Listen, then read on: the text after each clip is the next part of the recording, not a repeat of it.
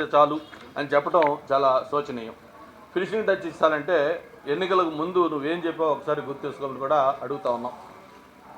విశాఖపట్నంలో ట్రాఫిక్ సమస్య, గాజువాక నుంచి మధురవాడ దాకా కూడా 12 ఫ్లైఓవర్లు నిర్మిస్తామని చెప్పారు. మరి నిన్ను ఎవరు ఈ ఫ్లైఓవర్లు నిర్మించకుండా నిన్ను ఆపారో ఈ 5 ఏళ్ళు ఒకసారి చెప్పాలని చెప్పని కోరుతా ఉన్నాం.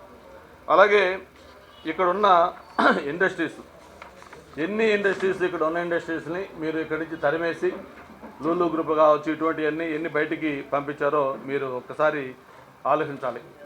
మామూలుగా ఎన్నికలకు ముందు ఏం చెప్పారు, ఇప్పుడు చివరిగా ఇక్కడికి వచ్చి విశాఖ అభివృద్ధి చెందుతుంది, అది ప్రతిపక్షాలకి ఇష్టం లేదు, ఏది ఏమైనా సరే ఎన్నికల తర్వాత విశాఖలోనే ఉంటాను, ఇక్కడే ప్రమాణ స్వీకారం కూడా చేస్తా అని చెప్పి మీరు నిన్న ఒక మాట కొత్తగా కొసబరుపుగా చెప్పారు. మరి అంతకుముందు కూడా మీరు చెప్పారు మీ బిడ్డ విశాఖలోనే కాపురం ఉంటాడు అని అనేక సార్లు చెప్పారు. దసరా అయిపోయింది, దీపావళి అయిపోయింది, ఉగాది అయిపోయింది, చివరికి డిసెంబర్ నెల క్రిస్మస్ అయిపోయింది, ఇట్లా ఇవన్నీ కూడా చెప్పారు. చివరికి మొన్న ఎన్నికలు ఎన్నికలు వచ్చే సమయంలో ఇప్పుడు ఎన్నికలు అయిపోయిన తర్వాత మళ్ళీ మీరు ముఖ్యమంత్రిగా వచ్చి ఇక్కడే ప్రమాణ స్వీకారం చేస్తాను, ఇక్కడే ఉంటానని చెప్పారు.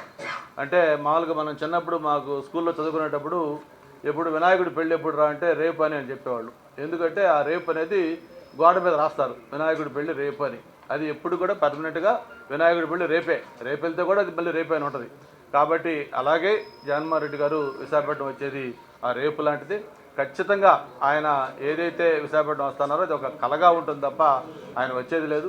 చివరిగా ఆయన ఇక్కడ విశాఖపట్నంలో ప్రమాణం చేస్తాను మళ్ళీ ముఖ్యమంత్రిగా గెలిచని చెప్పిన అది కూడా వట్టి తూతూ మంత్రం అని చెప్పిన కూడా ఈ సందర్భంగా తెలియజేసుకుంటూ, నువ్వు ముఖ్యమంత్రిగా ఈ 5 ఏళ్లలో నువ్వు కొత్తగా ఏ ఒక్క కార్యక్రమం కూడా చేయకపోయినా కనీసం గతంలో మేము అధికారంలో ఉండగా మేము ఈ కొత్త రాష్ట్రానికి